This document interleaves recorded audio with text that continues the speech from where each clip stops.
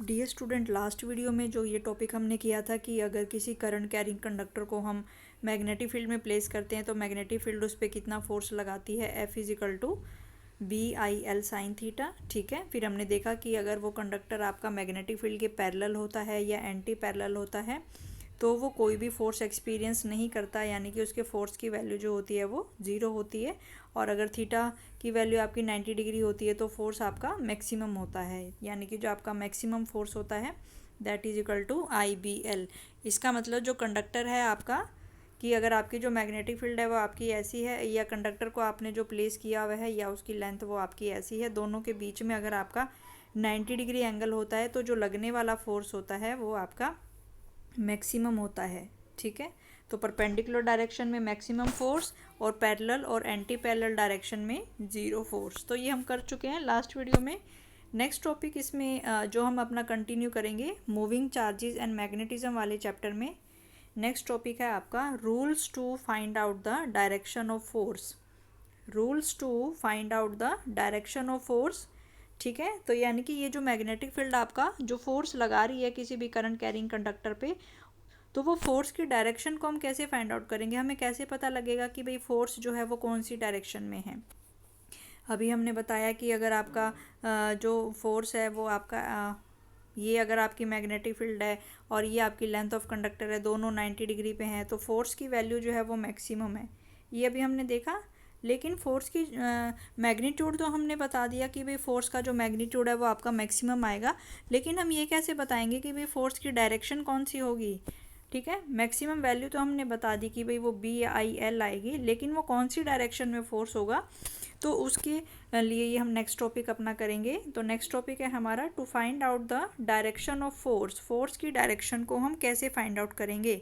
Magnitude तो हमने फॉर्मूले से फाइंड आउट कर लिया, ठीक है, और मैग्नीट्यूड में हमने क्या लिखा है, फॉर्मूला हमने निकाला था F is equal to BIL sine theta. ये फॉर्मूला हमने निकाला फोर्स के लिए कि magnetic field current carrying conductor पे इतना फोर्स लगा रही है, लेकिन उसकी डायरेक्शन कौन सी होगी, वो डायरेक्शन जो है हम इसमें फाइंड आउट करेंगे। तो the direction of force acting on A current carrying conductor in a magnetic field can be find out by any of the two rules. तो किन्हीं भी दो रूल्स के द्वारा हम उस फोर्स की डायरेक्शन को फाइंड आउट कर सकते हैं।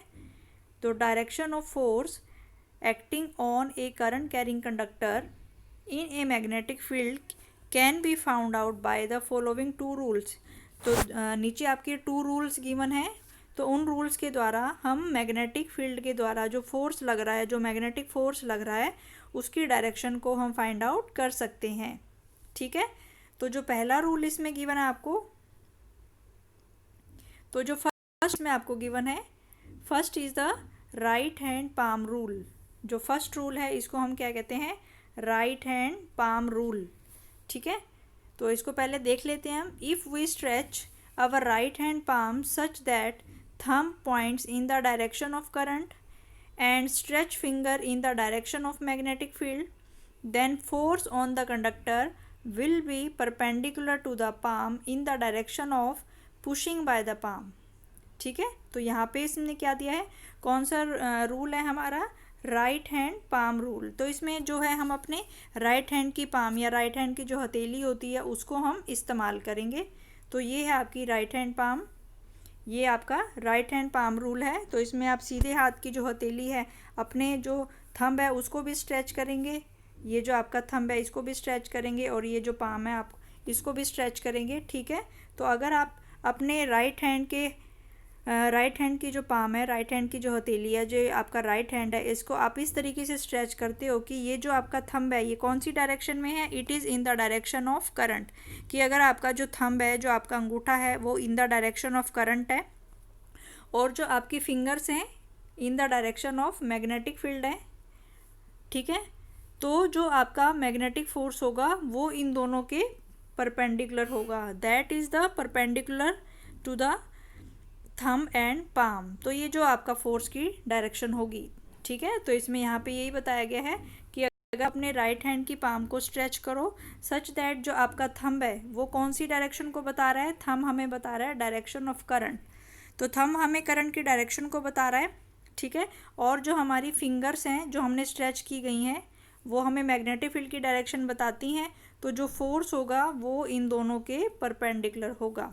Force will be perpendicular to the palm in the direction of pushing the palm. तो ये इसमें दिया गया आपको कि राइट हैंड पाम रूल के द्वारा हम क्या कर सकते हैं, करंट कैरिंग कंडक्टर पे जो आपका फोर्स लगेगा वो कौन सी डायरेक्शन में लगेगा इसको हम फाइंड आउट कर सकते हैं। तो हमने अपने राइट हैंड के पाम को खोला, तो जो हमारा थंब है ये कौन सी डायरेक्शन में है कि जो हमारा थंब है वो करंट की डायरेक्शन में होना चाहिए, और मैग्नेटिक फील्ड की डायरेक्शन में हमारी ये फिंगर्स होनी चाहिए। ठीक है, तो पाम के परपेंडिकुलर जो होगा वो हमारा फोर्स होगा, पाम के परपेंडिकुलर जो होगा वो हमारा फोर्स होगा।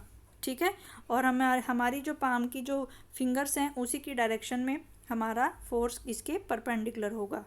तो ये था इसमें राइट हैंड पाम रूल कि जो आपका थंब है that points in the direction of current, कि जो आपका थंब है वो करंट की डायरेक्शन में है, जो आपकी पाम है वो आपकी मैग्नेटिक फील्ड की डायरेक्शन में है। तो थंब जो है ये करंट की डायरेक्शन में है और ये जो आपकी पाम्स हैं ये आपकी मैग्नेटिक फील्ड की डायरेक्शन में है।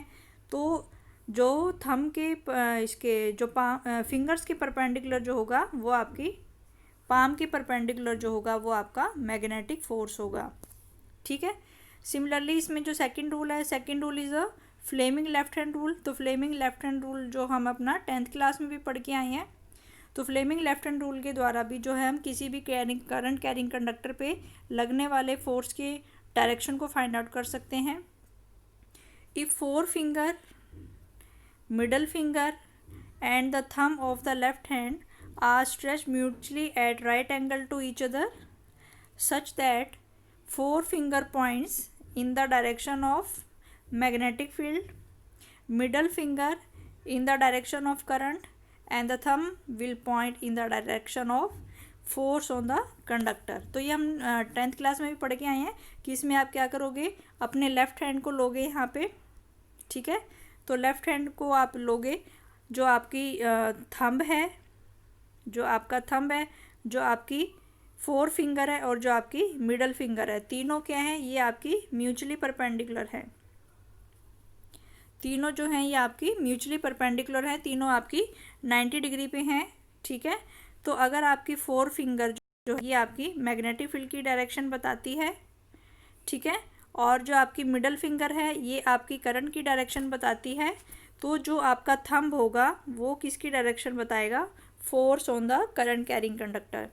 ठीक है, तो ये था आपका फ्लेमिंग का लेफ्ट हैंड रूल। फ्लेमिंग का लेफ्ट हैंड रूल क्या कहता है कि अगर हम अपने लेफ्ट हैंड की थंब को, मिडल फिंगर को और फोर फिंगर को इस तरीके से स्ट्रेच करें कि तीनों एक दूसरे के परपेंडिकुलर हैं, तो जो हमारी फोर फिंगर होगी वो मैग्नेटिक फील्ड की डायरेक्शन बताएगी, जो मिडल फिंगर होगी वो करंट की डायरेक्शन बताएगी, और जो आपका थंब होगा वो फोर्स की डायरेक्शन बताएगा, वो हमें बताएगा कि फोर्स किस डायरेक्शन में लग रहा है। तो ये तीनों आपके म्यूचुअली परपेंडिकुलर होते हैं। तो इन दो रूल्स के द्वारा, ठीक है, ये वाला जो है फिगर ए में जो दिखाया गया है ये है आपका राइट हैंड पाम रूल, और फिगर बी में जो दिखाया है ये है आपका फ्लेमिंग लेफ्ट हैंड रूल।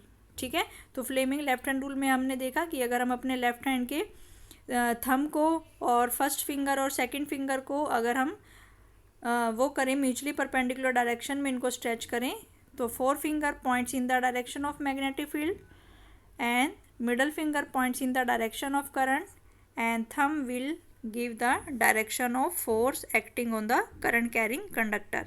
ठीक है, और ऐसी राइट हैंड पाम में हमने क्या बताया कि अगर हम अपने राइट हैंड के पाम को स्ट्रेच करें तो अगर हमारा जो थंब है वो करंट की डायरेक्शन को बता रहा है और जो हमारी फिंगर्स हैं ये मैग्नेटिक फील्ड की डायरेक्शन को बता रही हैं, तो पाम के परपेंडिकुलर क्या लगेगा, पाम के परपेंडिकुलर आपका फोर्स लगेगा।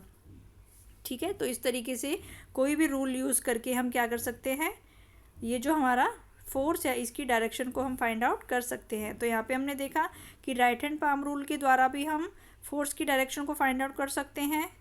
ठीक है, और फ्लेमिंग के लेफ्ट हैंड रूल के द्वारा भी हम इसको फाइंड आउट कर सकते हैं कि फोर्स का जो डायरेक्शन है वो आपका कहाँ पे होगा।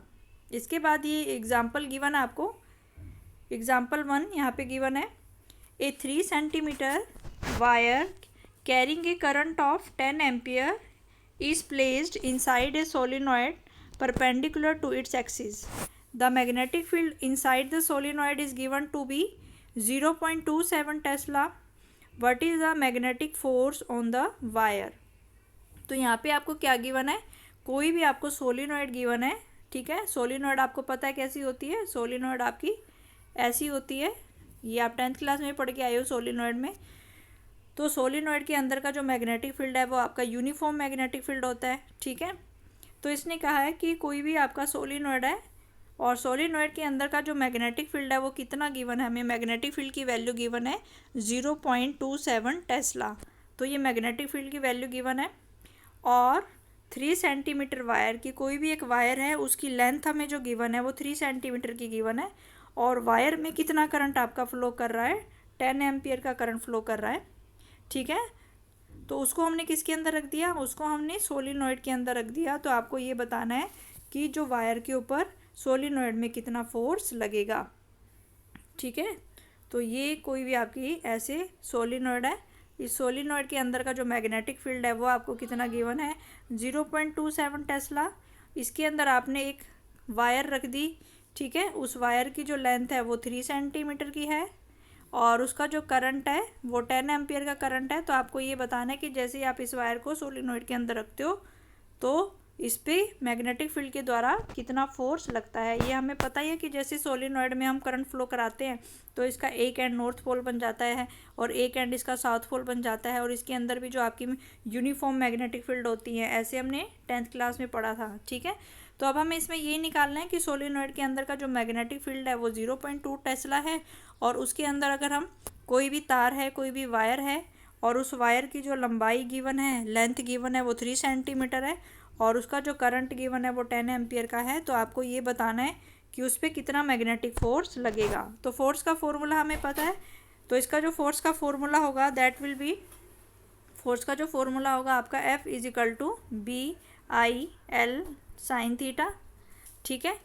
तो इसमें फिर हमने दिया हुआ है यहाँ पे कि तो मैग्नेटिक फोर्स में यहाँ पे जो थीटा की वैल्यू है वो कितनी गिवन है हमें 90 डिग्री। तो यहाँ पे थीटा की जो वैल्यू है, क्योंकि यहाँ पे दिया गया है a wire is placed perpendicular to the axis, wire is placed perpendicular to the axis, इसका मतलब कि जो सोलिनॉइड आपकी ऐसी होती है, सोलिनॉइड के अंदर मैग्नेटिक फील्ड की जो डायरेक्शंस होती हैं वो आपकी ऐसी होती हैं, ठीक है। सोलिनॉइड के अंदर जो मैग्नेटिक फील्ड होती है वो आपकी ऐसे होती है, यूनिफॉर्म मैग्नेटिक फील्ड, ये हमने देखा था।